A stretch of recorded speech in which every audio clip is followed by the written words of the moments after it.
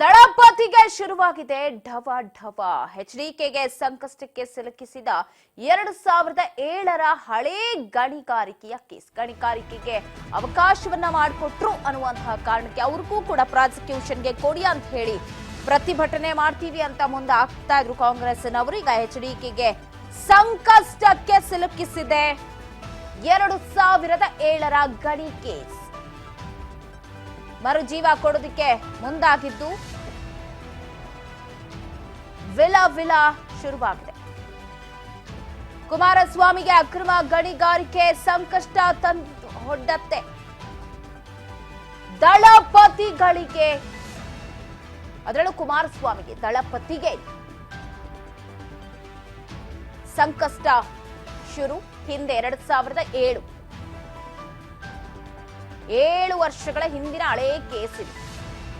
ಅಕ್ರಮ ಗಣಿಗಾರಿಕೆಗೆ ಅನುಮತಿಯನ್ನ ಕೊಟ್ರು ಅನ್ನುವಂತಹ ವಿಚಾರಕ್ಕೆ ಸಂಬಂಧಪಟ್ಟಂತೆ ಢವ ಢವ ಶುರುವಾಗಿದೆ ಕುಮಾರಸ್ವಾಮಿ ಅವರಿಗೆ. ಎಚ್ಡಿಕೆಗೆ ಸಂಕಷ್ಟ ಸಿದ್ಧವಾಗಿದೆ. ಗಣಿ ಕೇಸ್ ಈಗ ಮರುಜೀವ ಪಡೆದುಕೊಳ್ಳೋ ಸಾಧ್ಯತೆ ಇದ್ದು ಕುಮಾರಸ್ವಾಮಿಗೆ ಆತಂಕ ಶುರುವಾಗಿದೆ. ಕುಮಾರಸ್ವಾಮಿ ಅವರ ವಿರುದ್ಧವಾಗಿ ಎಸ್ಐಟಿಯನ್ನ ಬಿಟ್ಟು ಪ್ರಾಸಿಕ್ಯೂಷನ್ಗೆ ಅಸ್ತ್ರವನ್ನ ಹೂಡೋದಕ್ಕೆ ಪ್ಲಾನ್ ಮಾಡಿಕೊಳ್ಳುತ್ತಾ ಇದ್ದು ದೆಹಲಿ ಮಟ್ಟದಲ್ಲಿ ಅಬ್ಸರ್ವೇಷನ್ ನಲ್ಲಿದೆ ಕೇಂದ್ರ. ಇನ್ನು ಸಚಿವ ಎಚ್ಡಿಕೆ ಆರೋಪ ಮುಕ್ತವಾಗುವವರೆಗೂ ಕೇಂದ್ರದಲ್ಲಿ ಮೌನಾಗ್ನಿಯಾಗಿರ್ತಾರೆ. ರಾಜ್ಯ ಬಿಜೆಪಿ ನಾಯಕರಿಂದಲೇ ಗಣಿ ಕೇಸ್ ವರದಿ ರವಾನೆಯಾಗಿದೆ. ಬಿಜೆಪಿ ಹೈಕಮಾಂಡ್ ಭೇಟಿ ಮಾಡಲಿದ್ದಾರಂತೆ ಕುಮಾರಸ್ವಾಮಿ, ದೇವೇಗೌಡರು. ಎಚ್ಡಿ ದೇವೇಗೌಡರ ಜೊತೆ ಬಿಜೆಪಿ ಹೈಕಮಾಂಡ್ ಭೇಟಿ, ಮಾತುಕತೆ. 2007ರ ಹಳೆ ಗಣಿ ಕೇಸ್ ವರದಿಯನ್ನು ತರಿಸಿಕೊಂಡಿದ್ದ ಬಿಜೆಪಿ ಹೈಕಮಾಂಡ್. ಸೊ ಈಗ ಕಂಟಕ ಆಗೋ ಸಾಧ್ಯತೆ ಇದೆ.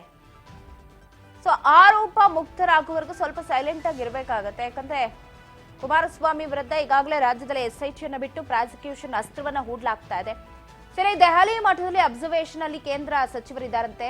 ಇನ್ನ ಎಚ್ಡಿ ಕುಮಾರಸ್ವಾಮಿ ಅವರು ಆರೋಪ ಮುಕ್ತರಾಗುವವರೆಗೆ ಕೇಂದ್ರದಲ್ಲಿ ಸ್ವಲ್ಪ ಮೌನವಾಗೇ ಇರ್ತಾರೆ. ಹಳೆ ಕೇಸ್ಗೆ ಈಗ ಮರುಜೀವ ಬಂದಿದ್ದು ಕೇಂದ್ರದ ಕೈಗಾರಿಕೆಗಳ ಸಚಿವನಿಗೆ ಸಂಕಷ್ಟ ಶುರುವಾಗಿದೆ. ಈಗಾಗಲೇ 2007ರ ಹಳೆ ಗಣಿ ಕೇಸ್ ಏನಿದೆ ಅದರ ವರದಿಯನ್ನ ಬಿಜೆಪಿ ಹೈಕಮಾಂಡ್ ತರಿಸ್ಕೊಂಡಿದೆಯಂತೆ.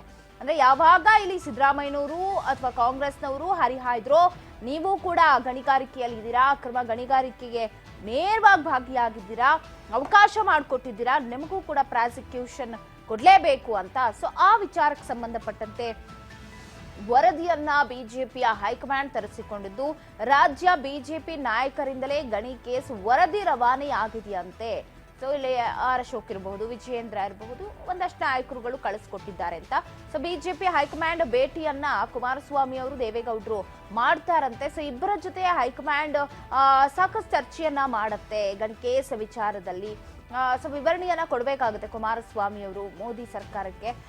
ಇನ್ನ ಮೋದಿ ಸರ್ಕಾರದಲ್ಲಿ ಎಚ್ಡಿಕೆ ವನವಾಸಕ್ಕೆ ಹಾಗಾದ್ರೆ ತೆರಳುತ್ತಾರಾ, ಏನಾಗಬಹುದು ಅಂತ. ಇಲ್ಲಿ ದಳಪತಿಗಳಿಗೆ ಯಾಕೆ ಡವಡವ ಶುರುವಾಗಿದೆ ಅಂತ. ಸೊ ಇಲ್ಲಿ ಒಂದಷ್ಟು ಕಾರಣಗಳಿದೆ. ಏನಕ್ಕೆ ದಳಪತಿಗಳ ಕತೆ ಮುಂದೆ ಏನು ಅಂತ. ಸೊ ಕುಮಾರಸ್ವಾಮಿ ವಿರುದ್ಧ ಅಕ್ರಮ ಗಣಿಗಾರಿಕೆ ಅನುಮತಿ ನೀಡಿರುವ ಆರೋಪ ಇದೆ, ಒಂದು ಕಾರಣ. ಎರಡನೇ ಕಾರಣ, ರಾಷ್ಟ್ರ ಮಟ್ಟದಲ್ಲಿ ಕುಮಾರಸ್ವಾಮಿ ಅವರಿಗೆ ಮುಖಭಂಗವಾಗುವಂತಹ ಭಯ ಶುರುವಾಗಿದೆ. ಇನ್ನು ಮೂರನೇ ಕಾರಣ, ಒಂದು ವೇಳೆ ಪ್ರಾಸಿಕ್ಯೂಷನ್ ಕೊಟ್ರೆ ಸಚಿವ ಸ್ಥಾನ ಕೈ ತಪ್ಪುವ ಆತಂಕ ಇದೆ. ಇನ್ನು ನಾಲ್ಕನೇ ಕಾರಣ, ಕೇಂದ್ರ ಸಚಿವ ಸ್ಥಾನ ಕೈ ತಪ್ಪಿದ್ರೆ ರಾಜ್ಯದಲ್ಲಿ ಹಿಡಿತ ತಪ್ಪುವ ಆತಂಕ ಎದುರಾಗುತ್ತೆ. ಇನ್ನು ಹಾಗೆ ಕೇಂದ್ರ ಸಚಿವ ಸ್ಥಾನ ಕೈ ತಪ್ಪಿದ್ರೆ ಪಕ್ಷದ ವರ್ಚಸ್ಸು ಕಡಿಮೆಯಾಗುವ ಭೀತಿ ಕೂಡ ಇದೆ. ಇನ್ ಕೇಸ್ ಏನಾದ್ರೂ ಕೇಂದ್ರ ಸರ್ಕಾರ ವನವಾಸಕ್ಕೆ ನೀವು ಹೋಗ್ಬೇಕು ಸ್ವಲ್ಪ ದಿನ ಮುಕ್ತರಾಗುವವರೆಗೂ ಅಂತ ಹೇಳಿದ್ರೆ ಎಲ್ಲವೂ ಕೈ ತಪ್ಪು ಹೋಗುತ್ತೆ. ಹಿಡಿತ ಕೈ ತಪ್ಪು ಹೋಗುತ್ತೆ. ಗಣಿಗಾರಿಕೆ ಉಕ್ಕಿನ ಕೇಂದ್ರ ಮಂತ್ರಿ ಆಗಿದ್ದಾರಲ್ಲ, ಅದು ಕೂಡ ಕೈ ತಪ್ಪಿ ಹೋಗೋ ಸಾಧ್ಯತೆ ಇದೆ. ಸೊ ಮುಂದೆ ಏನಾಗಬಹುದು ಅನ್ನುವಂಥ ಆತಂಕ ಖಂಡಿತ ಇದೆ. ಪ್ರಾಸಿಕ್ಯೂಷನ್ ಕೊಟ್ರೆ ಸಚಿವ ಸ್ಥಾನ ಕೈ ತಪ್ಪತ್ತೆ, ಒಂದು ಪಕ್ಷದಲ್ಲಿದ್ದ ಹಿಡಿತ ಹೋಗುತ್ತೆ. ಇಲ್ಲಿ ಶಾಸಕ ಸ್ಥಾನವನ್ನ ರಿಜೆಕ್ಟ್ ಮಾಡಿ ಅಲ್ಲಿ ಹೋಗಿ ಕೇಂದ್ರದಲ್ಲಿ ಮಂತ್ರಿ ಆದವರು, ಸೊ ವರ್ಚಸ್ಸು ಕಡಿಮೆ ಆಗುತ್ತೆ. ಒಬ್ಬ ಪ್ರಬಲ ಒಕ್ಕಲಿಗ ನಾಯಕ ಅಕ್ರಮ ಗಣಿಗಾರಿಕೆಯಲ್ಲಿ ಇದ್ದಾರೆ ಅಥವಾ ತೊಡಗಿಸಿಕೊಂಡಿದ್ದಾರೆ, ಅವಕಾಶ ಕೊಟ್ಟರು ಅನ್ನುವಂಥದ್ದು ಚರ್ಚೆ ಆದ್ರೆ ಇದು ಅವ್ರ ಕುಟುಂಬಕ್ಕೆ ಮಾತ್ರ ಅಲ್ಲ, ಈಗ ಕೇವಲ ಜೆಡಿಎಸ್ ಮಾತ್ರ ಅಲ್ಲ, ಮೈತ್ರಿಗೂ ಮುಜುಗರ ಆಗುತ್ತೆ. ಸೊ ಹಾಗಾಗಿ ಸ್ವಲ್ಪ ಮೌನವಾಗೇ ಇರಬೇಕಾಗತ್ತೆ ಕುಮಾರಸ್ವಾಮಿ ಅವರು. ಎಚ್.ಡಿ. ದೇವೇಗೌಡರ ಜೊತೆಗೆ ಬಿಜೆಪಿ ಹೈಕಮಾಂಡ್ ಸಭೆಯನ್ನ ಮಾಡೋದಕ್ಕೆ ಮುಂದಾಗುತ್ತಂತೆ. ಇಲ್ಲಿ ಕುಮಾರಸ್ವಾಮಿ ಅವರು ಕೂಡ ಸಭೆಯಲ್ಲಿ ಪಾಲ್ಗೊಳ್ತಾರೆ ಅನ್ನುವಂಥ ಮಾಹಿತಿ ಇದೆ. ಕೇಂದ್ರ ಸಚಿವ ಸ್ಥಾನ ಹೋದ್ರೆ ಹಿಡಿತಾ ಹೋಗತ್ತೆ, ಒಕ್ಕಲಿಗ ಸಮುದಾಯದ ಪ್ರಬಲ ನಾಯಕ. ಸೊ ಇದೆಲ್ಲವನ್ನ ನೋಡ್ಕೊಂಡು ಈ ಸಂಕಷ್ಟದಿಂದ ಪಾರಾಗೋಕೆ ಏನ್ ಪ್ಲಾನ್ ಮಾಡ್ತಾರೆ? ಹಾಗಾದ್ರೆ ಏನಾದ್ರೂ ಸೈಲೆಂಟ್ ಆಗಿ ಇದ್ಬಿಡಿ ಸ್ವಲ್ಪ ದಿನ ಅಂತಂದ್ರೆ, ಸಿದ್ದರಾಮಯ್ಯನವ್ರನ್ನ ಕೆಳಗಿಳಿಸ್ಬೇಕು ಅಂತ ಓಡಾಡಿದ್ರು, ಈಗೆಲ್ಲೋ ಅವರ ಸ್ಥಾನಕ್ಕೆ ಕೂತು ಬಂದಿದೆ. ಇತ್ತ ಕಾಂಗ್ರೆಸ್ನವ್ರು ನೋಡಿದ್ರೆ ಪ್ರಾಸಿಕ್ಯೂಷನ್ಗೆ ಅಪ್ಪಣೆ ಕೊಡಿ ಅಂತ ಹೇಳ್ಕೊಂಡು SIT ಮುಖೇನ ಈಗ ಪ್ರೆಷರ್ ಹಾಕ್ತಾ ಇದ್ದಾರೆ. ಹೆಚ್ಚಿನದಾಗಿ ಇನ್ ಕೇಸ್ ಏನಾದ್ರು ಕೊಟ್ರೆ ಅವರಿಗೆ ಮತ್ತಷ್ಟು ಕಂಟಕ ಫಿಕ್ಸ್ ಅಂತಾನೆ ಹೇಳ್ಬೋದು. ಆಗ ಪಕ್ಷಕ್ಕೆ ಮುಜುಗರ ಆಗುತ್ತೆ. ಸೊ ಈಗ ಸದ್ಯ ಈ 2007ರಲ್ಲಿ ಆದಂತಹ ಗಣಿ ಅಕ್ರಮ ಏನಿತ್ತಲ್ಲ, ಏನೆಲ್ಲ ಆಯ್ತು ಅನ್ನೋದ್ರ ಬಗ್ಗೆ ಸದ್ಯ ಮಾಹಿತಿಯನ್ನ ರಾಜ್ಯ ಬಿಜೆಪಿ ನಾಯಕರೇ ಕೇಂದ್ರದಲ್ಲಿ ರವಾನೆ ಮಾಡಿದ್ದಾರೆ ಅನ್ನುವಂತಹ ಮಾಹಿತಿ ಕೂಡ ಇದೆ. ಸೊ ಅವರ ಮುಖಾಂತರನೇ ಎಲ್ಲೋ ಹೋಗಿ ತಲುಪಿದೆ ಕೇಂದ್ರದ ನಾಯಕರಿಗೆ ಅನ್ನುವಂಥದ್ದು. ರಾಜ್ಯದ ನಾಯಕರು ವಿಜಯೇಂದ್ರ ಆಗಿರ್ಬೋದು, ವಿಪಕ್ಷ ನಾಯಕರಾಗಿರ್ಬೋದು, ಕೆಲ ಸಚಿವರಾಗಿರ್ಬೋದು, ಅವ್ರ ಮುಖಾಂತರವಾಗಿ ಇಲ್ಲಿ ತರಿಸ್ಕೊಂಡಿರುವಂತಹ ಎಲ್ಲ ಸಾಧ್ಯತೆಗಳು ಹೆಚ್ಚಿದೆ. ಹಾಗಾಗಿ ಏನಾಗುತ್ತೆ ಅನ್ನೋದು ಗೊತ್ತಿಲ್ಲ. ಇನ್ ಕೇಸ್ ಏನಾದ್ರೂ ಮೋದಿ, ಅಮಿತ್ ಶಾ ಅವರೆಲ್ಲರೂ ಗ್ರೀನ್ ಸಿಗ್ನಲ್ ಕೊಟ್ರೆ ಸ್ವಲ್ಪ ದಿನದ ಮಟ್ಟಿಗೆ ಸೈಲೆಂಟ್ ಆಗಿರ್ಬೇಕಾದಂತಹ ಅನಿವಾರ್ಯತೆ ಕುಮಾರಸ್ವಾಮಿ ಅವರಿಗೆ ಖಂಡಿತ ಇದೆ. ಗೊತ್ತಿಲ್ಲ, ನೋಡೋಣ ಏನ ಆಗುತ್ತೆ ಮುಂದೆ. ಈ ಗಣಿ ಅಕ್ರಮವಾಗಿ ಗಣಿಗಾರಿಕೆಗೆ ಅವಕಾಶ ಮಾಡಿಕೊಟ್ಟಂತಹ ವಿಚಾರಕ್ಕೆ ಸಂಬಂಧಪಟ್ಟಂತೆ ಅಂತ ದಳಪತಿಗಳ ಕತೆ ಏನ್ ಆಗಬಹುದು ಅಂತ. ಸೊ ಸಾಧ್ಯತೆಗಳಂತೂ ತುಂಬಾ ಇದೆ.